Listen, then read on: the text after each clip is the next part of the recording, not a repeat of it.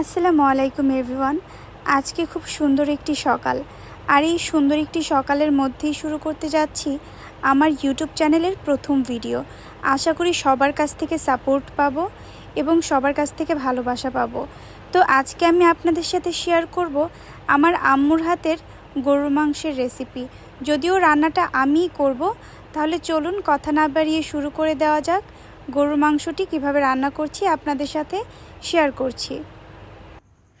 দেখতেই পারছেন ভিউয়ার্স, আমি এখানে নিয়ে নিয়েছি প্রায় 2.5 কেজির মতো গরুর মাংস।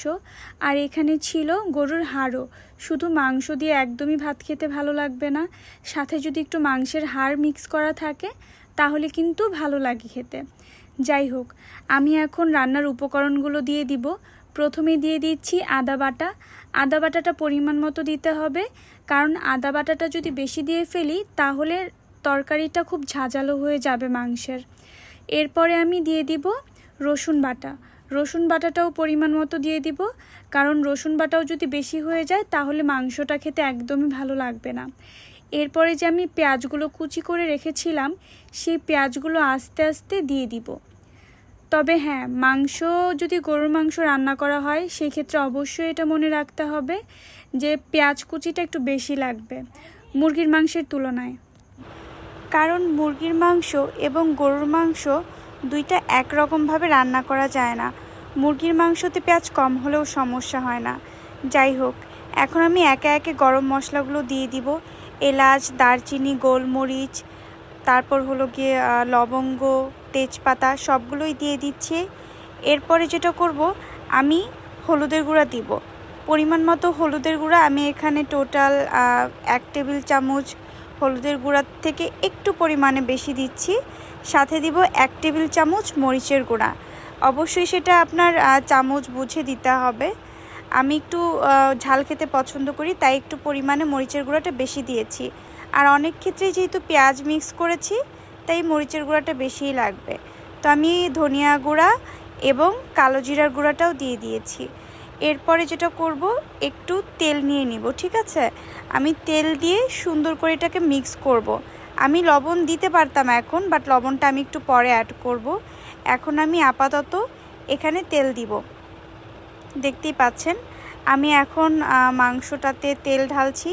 যেহেতু আমার মাংসতে নর্মালি মাংসের তেলের পরিমাণটা খুবই কম, তাই আমি এখানে একটু বেশি তেল ইউজ করছি। এখানে আমি তেলটা দিয়ে দিচ্ছি এবং তেলটা দিয়ে দেওয়ার পরে আমি আস্তে আস্তে খুব সুন্দর করে মাংসটাকে মাখিয়ে নিব। মাংসটাকে খুব সুন্দর করে মিক্স করতে হবে। এরপরে আমি অল্প অল্প করে লবণও অ্যাড করে দিব। পরিমাণ মতো লবণটা দিয়ে দিচ্ছি, স্বাদ মতো আর কি। লবণটা দিয়ে দেওয়ার পরে আমি সুন্দর করে আবারও এটাকে খুব ভালো করে যত্ন সহকারে মাখাবো। আর মাংস কিন্তু মাখানোর উপরেও অনেক কিছু ডিপেন্ড করে। যাক, খুব সুন্দর করে মাংসটাকে মাখিয়ে নিলাম। এরপরে আমি কোনো পানি অ্যাড করব না, ডিরেক্ট এটা ঢেকে দিব, কারণ মাংস থেকেই পানি উঠবে। কিছুক্ষণ এটা জাল করার পরে মাংস থেকে দেখেন কি সুন্দর পানি উঠে গেছে। এখন আমি এটা একটু নাড়াচাড়া করে নেব, কেননা যদি এটা নাড়াচাড়া না করি নিচে দিয়ে লেগে যেতে পারে, পুড়ে যেতে পারে। এর জন্য সবসময় ঢাকনা একটু পরপর উঠিয়ে চেষ্টা করতে হবে মাংসটাকে সুন্দর করে নাড়াচাড়া করে দেওয়ার জন্য। এটা মিনিমাম 3 থেকে 4 বার বা 5 বারও করতে হতে পারে। যাক, আমি একটু লবণ চেক করে দেখলাম যে ঠিক আছে কি না। মাশাআল্লাহ, ঠিক আছে। এখন আমি আবারও ঢেকে দিব।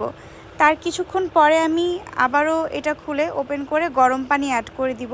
ঠান্ডা পানিও অ্যাড করতে পারেন, কিন্তু ঠান্ডা পানির থেকে বেশি বেটার হয় যদি গরম পানিটা অ্যাড করেন। আমি খুব বেশি গরম পানি অ্যাড করব না, কারণ আমি মাংসটা একটু গ্রেভি টাইপের রাখবো, অতিরিক্ত ঝোল করব না। মাংসটা একটু গ্রেভি টাইপের হলে ভাতের সাথে খেতে ভালো লাগবে। যাই হোক, আমার গরম পানি দেওয়া শেষ হয়ে গেছে।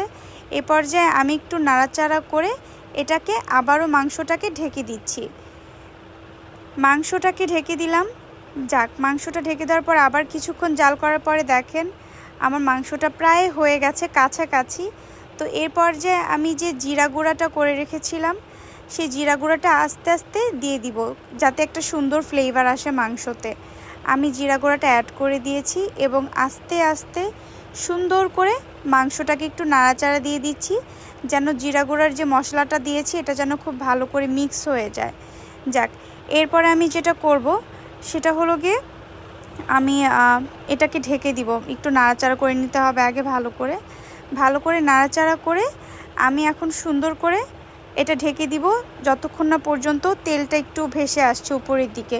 খুব বেশিক্ষণ জাল করব না, এটাকে সর্বোচ্চ 3 থেকে 4 মিনিট হাইস্ট জাল করব মাংসটাকে।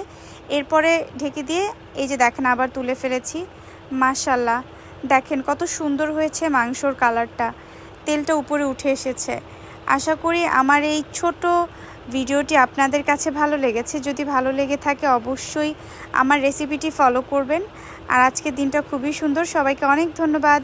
আমার চ্যানেলটিকে সাবস্ক্রাইব করার জন্য অনুরোধ রইল। ইনশাল্লাহ যদি এই ভিডিওতে ভালো রেসপন্স পাই তাহলে আরও সুন্দর সুন্দর ব্লগ ভিডিও এবং কুকিং ভিডিও নিয়ে আসবো আপনাদের সামনে। তো আশা করি আজকে আমার ভিডিওটি ভালো লেগেছে। আল্লাহ হাফেজ সবাইকে।